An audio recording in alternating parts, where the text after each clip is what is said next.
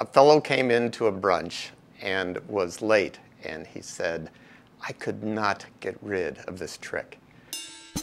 Somebody else said, "You know, we need something as a guide, tips for tricks for situations just like this."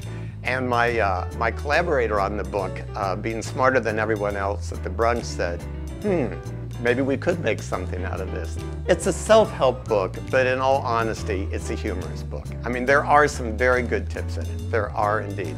But it's not really meant to be a self-help book so much as it's meant to be a fun book. One of the quotes that we put on the cover sort of says it all.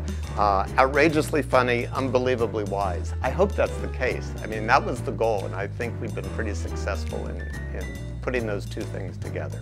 And I think we approached the content almost on a chronological way. That's what gave us our guideline. You know, how does the process start? And it starts with meeting someone. Where do you meet them? How to make yourself attractive in meeting somebody. We give some good tips there, especially the dog trick. That's one of my favorite props, how to use a dog effectively.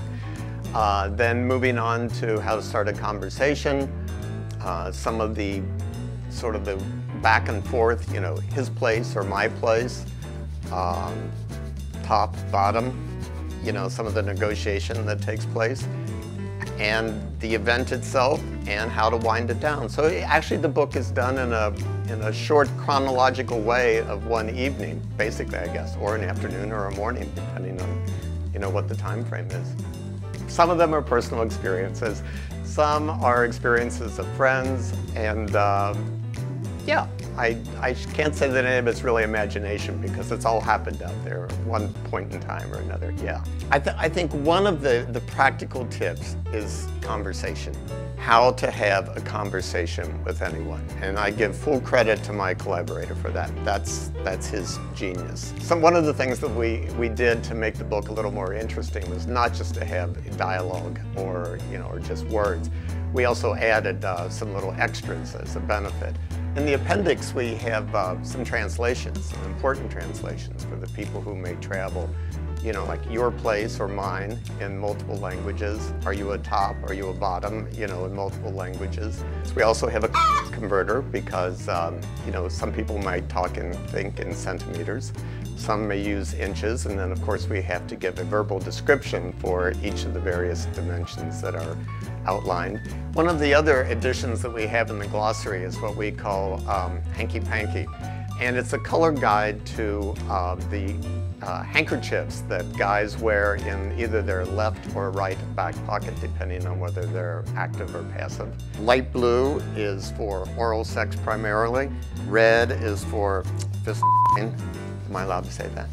Lots more just like it, some of which people know. Others, they're going to be surprised when they see what the colors stand for. There's two types of people. One is the person that is reading the book for their own enjoyment. But the real people, I think, who will benefit from it are those that are looking for a gift to give.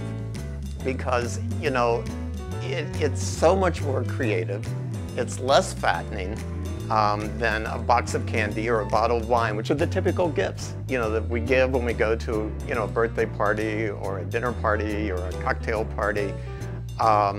You take a book, it's a lot more fun, and it doesn't wilt the way flowers do after a couple of days either. It's something to be enjoyed and not taken too seriously. For anyone who wants to buy it, you go to our website, tipsfortricksthebook.com. And we're also on Facebook and Twitter, and hopefully you'll enjoy it as much as I enjoyed putting it together.